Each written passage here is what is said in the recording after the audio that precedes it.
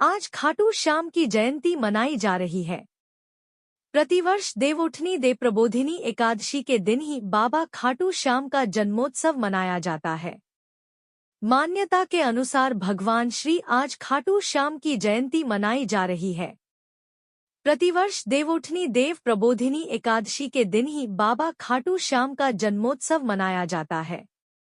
मान्यता के अनुसार भगवान श्री कृष्ण के वरदान के कारण ही आज कलयुग में भीम के पुत्र घटोत्कच और घटोत्कच के पुत्र बर्बरीक को ही खाटू श्याम जी के नाम से पूजा जाता है। आइए जानते हैं यहाँ वीर बर्बरीक या खाटू श्याम की पौराणिक कहानी। खाटू श्याम जी भगवान श्री कृष्ण के कलयुगी अवतार हैं। आज खाटू में श्याम के रूप में जिनकी पूजा की जाती है, दरअसल वे भीम के पोते वीर बर्बरीक हैं और श्री कृष्ण के वरदान स्वरूप ही उनकी पूजा श्याम रूप में की जाती है। धार्मिक ग्रंथों के अनुसार भीम के पौत्र और घटोत्कच के पुत्र बर्बरीक की माता का नाम कामकटंकक्ता था, जिन्हें मोरवी के नाम से जाना जाता है। अतः अपनी माता के नाम के कारण उन्हें मोरवीनंदन भी कहा जाता है। बर्बरीक वीर योद्धा थे और तीनों लोकों को जीतने की सामर्थ्य रखते थे। बर्बरीक ने अपनी मां से ही युद्ध कला सीखी थी और भगवान शिव को अपनी कठोर तपस्या से प्रसन्न किया तथा 3 अमोघ बाण भी प्राप्त किए थे। इसी कारण उन्हें 3 बाणधारी के नाम से भी जाना जाता है। बर्बरीक से प्रसन्न होकर अग्निदेव ने धनुष प्रदान किया था।